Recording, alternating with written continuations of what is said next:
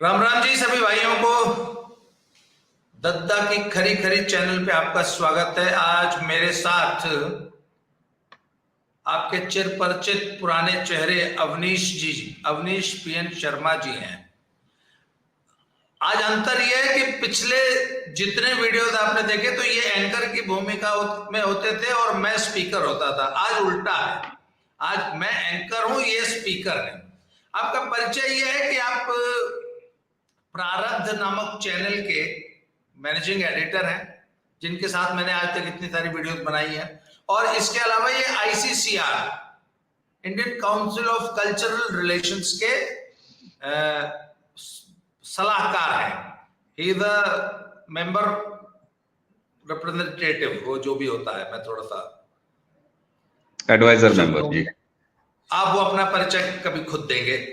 अवनीश भाई राम राम। नमस्कार, बहुत बहुत नमस्कार। और आपके माध्यम से आपके चैनल दद्दा की खरी खरी, हालांकि आपके चैनल के दर्शक मुझे देखते रहे हैं, लेकिन आज आपके सभी दर्शकों को मेरा नमस्कार जी। जय श्री राम, जय जय सिया राम। जय सिया राम। अवनीश भाई, हमास ने अचानक हमला बोला और पिकनिक, उस दिन एक पर्व था, पिकनिक मनाते हुए निरीह नागरिकों को जो कि छुट्टी मना रहे थे, उन पे हमला किया। इनडिस्क्रिमिनेट फायरिंग की बंधक बना के ले गए 8-8 महीने के बच्चों को, पॉइंट ब्लैंक रेंज से गोली मारी। जब एक ओपन एरिया में एक पिकनिक स्पॉट था, वहां से बहुत सारे पैरा ट्रूपर्स उतरने लगे, तो नागरिकों ने, इजरायली नागरिकों ने यह सोचा कि ये इस शो का कोई एयर शो का हिस्सा है। ये तमाम जो लोग, और वो उनको वेव करने लगे, खुश होने लगे, कुछ लोग वीडियोस बनाने लगे, सेल्फीज खींचने लग गए, फोटोग्राफ खींचने लग गए। पर वो लोग उतरे, वो हथियारों से लैस थे और उन्होंने उतरते ही फायरिंग शुरू कर दी और सैकड़ों लोगों को बंधक बना लिया, सैकड़ों लोगों को ऑन द स्पॉट मार दिया गया। माँ बाप के सामने 3-3 साल के बच्चों को ज़िबह किया गया। बंधकों को मारते समय उन्हीं के फेसबुक आईडी से, उन्हीं के सोशल मीडिया प्लेटफॉर्म से लाइव स्ट्रीमिंग करके उनके परिवार को और पूरे देश को दिखाया गया। एक बहुत चर्चित वीडियो सोशल मीडिया पे चल रही है, जिसमें कुछ अबोध 1.5-2 साल 3 साल के बच्चे एक पिंजरे में कैद कर रखे हैं। 2-2 साल के बच्चे। हिंदुस्तान का एक बहुत बड़ा तबका, कांग्रेस पार्टी ने फिलिस्तीन का समर्थन कर दिया। तो कल मेरी एक कांग्रेसी मित्र से बात हो रही थी, मैंने कहा यदि फिलिस्तीन का समर्थन करते हो तो क्या हमास का भी समर्थन करते हो? Because you can not be selective. अगर आप फिलिस्तीन का समर्थन करते हैं तो फिलिस्तीन के इलाके में, फिलिस्तीनियों के बीच पनप रहे हमास की आतंकी गतिविधियों का भी समर्थन करना पड़ेगा। रवीश कुमार जैसे पत्रकार, कल रवीश का मैंने वो पूरा वीडियो देखा, वो पूरी तरह गाजा, फिलिस्तीन का समर्थन कर रहा था और वो ये बताने की कोशिश कर रहा था कि ये तो इजरायलियों ने मजबूर किया हमास को ये कदम उठाने के लिए, और वो दुधमुहे बच्चों की हत्याओं को जस्टिफाई कर रहा था। तो अवनीश भाई, पहले तो आप अपना ओपनिंग रिमार्क दीजिए, उसके बाद चर्चा को आगे बढ़ाते हैं। ठीक बात। पहलवान जी, मुझे थोड़ा सा आपसे निराशा हुई है। आपसे मुझे इस बात की निराशा हुई है, आपने 2 बातें कही अपने इंट्रो में। एक कहा कि अचानक इजराइल पर हमला हो गया। ये अचानक शब्द से मेरी आपत्ति है। अचानक नहीं हुआ, पहली चीज। दूसरी चीज आपने ये कही कि अगर तुम फिलिस्तीन की बात करते हो तो तुम्हें हमास की भी बात करनी पड़ेगी।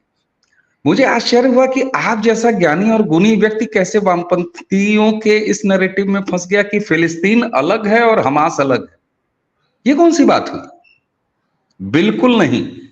यही वो सेफ गार्ड है, यही वो पैसेज है जिसके पीछे छुपके रवीश कुमार और बाकी टीआरपी खोर जो मीडिया है, जो पाखंडी शुद्धतावादी हैं, वो कवर फायर देते हैं। देखिए, आप उलझ गए ना, हमास अलग है, फिलिस्तीन अलग है। बिल्कुल नहीं है। जो हमास है वो फिलिस्तीन है, और जो फिलिस्तीन है वो हमास है। मानसिकता एक है। आखिर सीरिया, पाकिस्तान और पूरे विश्व भर में, चाहे वो आप यूएस देख लीजिए, चाहे आप यूके देख लीजिए, चाहे भारत देख लीजिए, अलीगढ़ में तेरा मेरा रिश्ता क्या, ला इलाहा इल्लल्लाह करके जो भीड़ निकली थी, आप उसको जरा बांटेंगे क्या कि हमास अलग है, फिलिस्तीन अलग है, अलीगढ़ अलग है? बिल्कुल नहीं। ये एक मानसिकता है। ये बिल्कुल एक मानसिकता है जो विश्व के सभी देशों तक फैली हुई है। पहली तो ये वामपंथी नैरेटिव में फंसने की कोई जरूरत नहीं है कि साहब ऐसा है ना कि हमास वाले दुष्ट हैं, फिलिस्तीन वाले बेचारे हैं। जो हमास का समर्थन कर रहा है वो फिलिस्तीन का समर्थन कर रहा है, जो फिलिस्तीन का कर रहा है वो हमास का कर रहा है। और सिर्फ हमास का नहीं, वो भारत में आपके हमारे अगल बगल पैदा हो रहे, पल रहे, बढ़ रहे हर एक गाजा का समर्थन कर रहा है। तो ये एक बड़ा इस्टेब्लिश नैरेटिव होता है। आपको याद होगा ना कि इतने शरणार्थी जाते हैं, लेकिन एहसान कुर्दी का आज भी फोटो घूमता है। अब ये जो पूरा हो रहा है, यहां से भी तमाम फोटो निकलेंगे। अब आते हैं कि आपने रवीश कुमार के जरिए नाम लिया रवीश कुमार का, उसके बहाने आपने इस पूरे जो गिरोह है, जो चवन्नी छाप मीडिया है, और उसमें बैठे हुए जो एजेंडा खोर हैं, जिनको आपके शब्द ही मैं आपसे उधार लेके इस्तेमाल कर रहा हूं, सुपारी पत्रकारिता करते हैं, तो उन पर आते हैं बात। कम्युनिस्टों का एक नारा है अजित भाई, मालूम है? लाल सलाम। मैं उस नारे को कहता हूं लाल अस्सलाम। वो लाल सलाम नहीं, वो लाल जयराम भी हो सकता था, वो लाल राम राम भी हो सकता था, वो लाल नमस्कार भी हो सकता था। लाल सलाम कहां से आया? दरअसल ये सलाम जो है ना, वो अस्सलाम वालेकुम से आया है।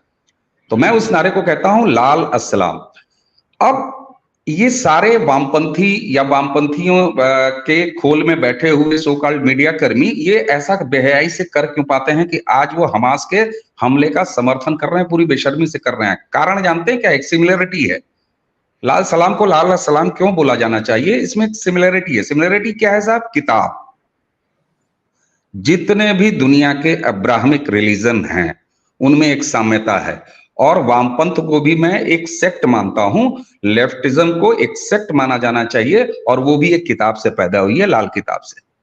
तो इसलिए ये सिमिलरिटी है, ये इनके डीएनए में है, इनके वैचारिक डीएनए में है। इनका नाम रवीश कुमार है।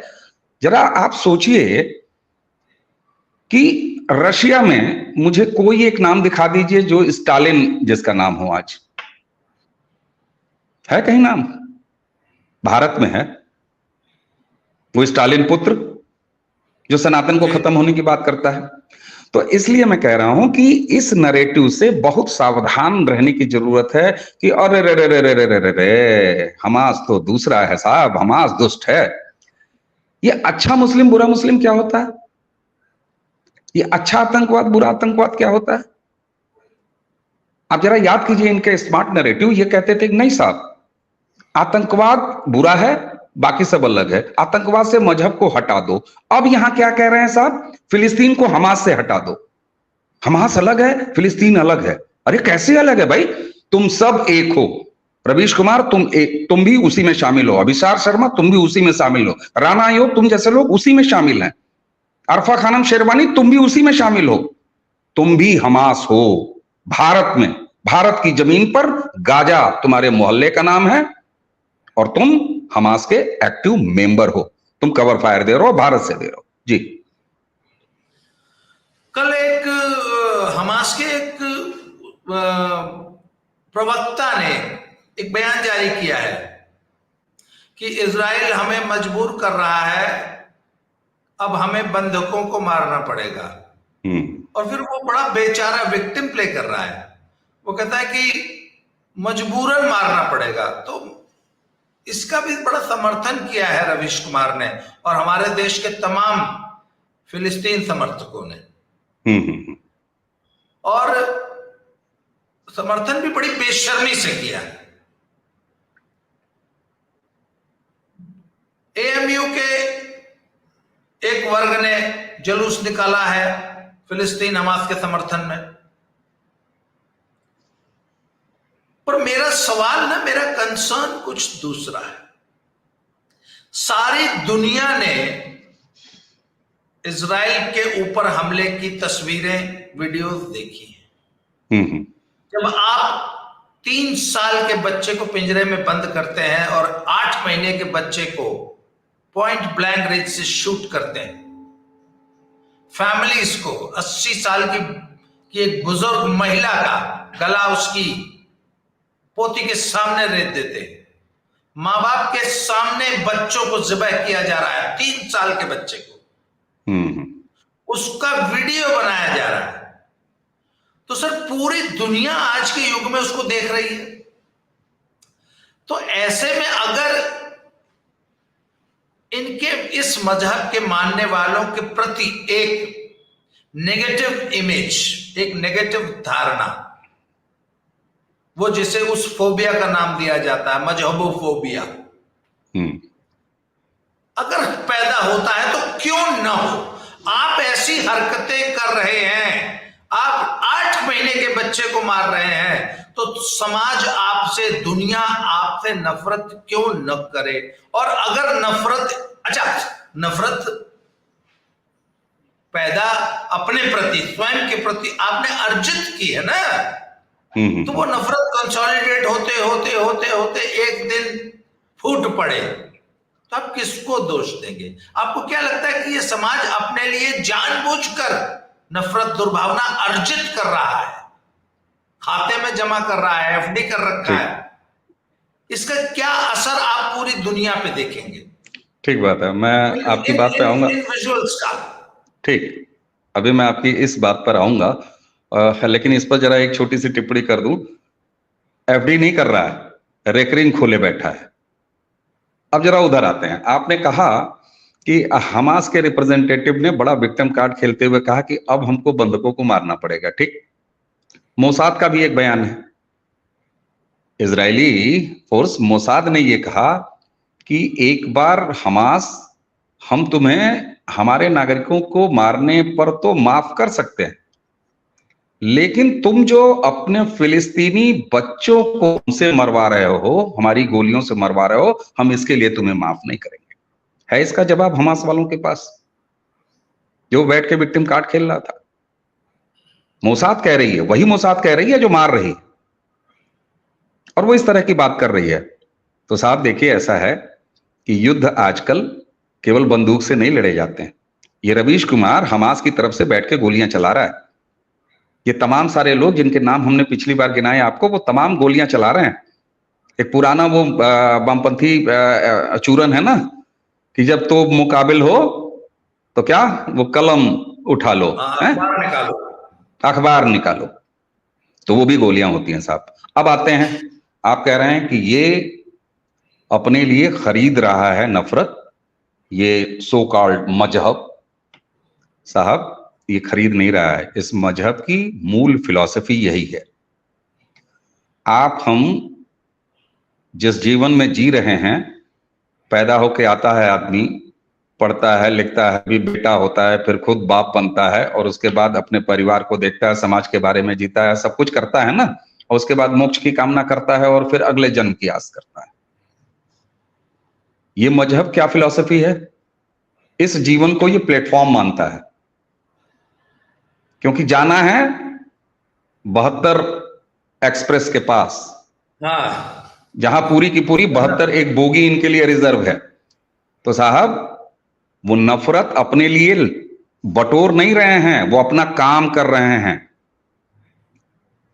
ये जीवन उनके लिए तब तक ही सार्थक है जब तक वो अपने आप को मजहब की राह में शहीद नहीं कर देते और 72 सीट वाली बोगी पे बैठ के चले नहीं जाते। तो ये अर्जित कर रहे हैं, शौक से अर्जित कर रहे हैं, अभिमान से अर्जित कर रहे हैं, खुश हैं। क्या दुनिया वालों, अब हम तुम्हारे आसपास आ रहे हैं। कहां जाओगे? इंग्लैंड में हो, अमेरिका में हो, कहां हो? दिल्ली में हो, अलीगढ़ में हो, तुम जहां भी रहोगे। तो ये मजहब अपनी मूल फिलॉसफी को जी रहा है सर। आपको लग रहा होगा कि ये घृणा अर्जित कर रहे हैं, वो घृणा नहीं अर्जित कर रहे हैं, वो अपना धार्मिक अनुष्ठान कर रहे हैं। वो अपने ये जन्नत जाने का रास्ता प्रशस्त कर रहे हैं, मार्ग प्रशस्त कर रहे हैं। सर, इस पूरे मसले पर जो मजहबी नहीं बोला, इसका मतलब है कि उसकी मजहब में रुचि नहीं है, वो मजहबी कार्य को संपन्न नहीं कर रहा है, अपनी आहुति नहीं दे रहा है इस महायज्ञ में। वो यहां आपको खाते पीते पहनते उड़ते शादी रचाते बच्चा पैदा करते दिखते हैं। वो प्लेटफॉर्म पे हैं सर, रेलवे प्लेटफॉर्म पे हैं, वो एयरपोर्ट पे हैं, वेटिंग लाउंज में हैं। क्यों? क्योंकि उनकी यात्रा तो चार्टर्ड प्लेन वाला है, 72 सीटों वाला। वो ट्रेन की 72 सीटों की बोगियों का इंतजाम कर रहे हैं, और आप कह रहे हैं कि साहब वो नफरत अर्जित कर रहे हैं। अरे वो शौक से अपना धार्मिक काम कर रहे हैं। नहीं, पर कांग्रेस और हमारे लेफ्ट और इंडी अलायंस के दलों ने जो फिलिस्तीन और फिलिस्तीन की आड़ में हमास का और उसकी हिंसा का जो समर्थन कर दिया, सिर्फ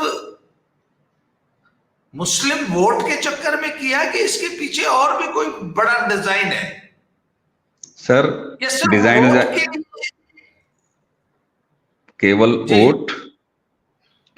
केवल वोट जो है उसको जरा अलग कर दीजिए। पुरानी रिश्तेदारी है सर। यासिर अराफात की एक दीदी होती थी भारत में, श्रीमती इंदिरा गांधी जी। कौन था यासिर अराफात? कौन था यासिर अराफात? एक आतंकवादी ही तो था। हमारे जैसे, आप जैसे तमाम इस एज वाले हाफ पैंट पहनने के जमाने में हम लोग यासिर अराफात को हीरो मानते थे और समझते थे कि ये हीरो है, भारत का दोस्त है, क्या शानदार पर्सनैलिटी है। भारत के प्रधानमंत्री स्वर्गीय राजीव गांधी उनके भांजे थे सर, बहन का लड़का। एक तस्वीर उसी सोशल मीडिया में घूम रही यासिर अराफात की, एक आतंकवादी सरगना कतली अपने बगल के होलेस्टर में रिवॉल्वर लटका के भारत के प्रधानमंत्री स्वर्गीय श्री राजीव गांधी को गले लगा रहा है सर। वो कहां का राष्ट्राध्यक्ष था? तो जरा अब रिश्ता जोड़ लीजिए, राहुल गांधी का रिश्ता क्या है यासिर अराफात से? अगर उनके पिता उनके भांजे थे तो ये रिश्तेदारी है सर, और ये रिश्तेदारी पीढ़ियों से चल रही है। अवनीश भाई, पर इंडिया अलायंस में तो शिवसेना भी है ना? शिवसेना को कोई अधिकारी कयार आया है क्या? ये कौन है? कांग्रेस भाई, इंडिया अलायंस का एक मुख्य घटक दल कांग्रेस जो है वो फिलिस्तीन और हमास और उसकी हिंसा का समर्थन कर रहा है। शिवसेना क्या कर रही है? और शरद पवार जी का क्या बयान आया है? कौन शिवसेना? ये कौन है जी, ये कौन है सर? आप मुझसे पूछेगा अकाली दल, तो मैं पूछूंगा अकाली दल ये कौन है? किस चीज का नाम है? किसी दुकान का नाम है क्या अकाली दल या शिवसेना? या किसी बिल्डिंग का नाम है? या किसी ऑफिस का नाम है? किसी कारखाने का नाम तो नहीं है साहब। शिवसेना शव सेना है। लद गई, गए, बाला साहब ठाकरे गए, शिवसेना गई, खत्म। और राहुल गांधी वाला गया, फिनिश।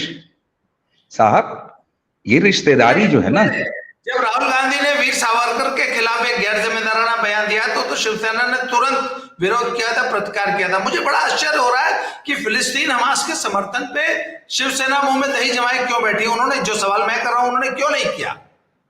ठीक है, सावरकर साहब से वो आहत इसलिए हो गए कि अभी भी उनको हिंदुओं का कुछ वोट चाहिए, और कांग्रेस के हमास और फिलिस्तीन के सपोर्ट पर वो चुप हैं, क्योंकि अब उनको मुसलमानों के वोटों का मोहल्ला दिखाई दे रहा है।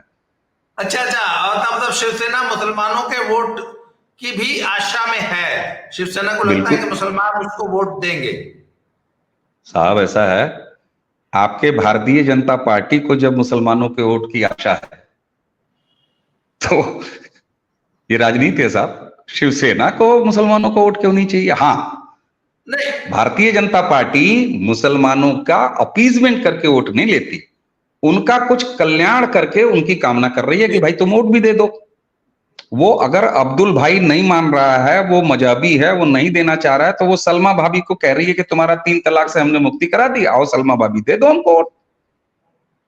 और सलमा भाभी दे भी रही हैं, 5-6%, 8% वोट हैं। नहीं, तो देखिए साहब, ये राजनीति है।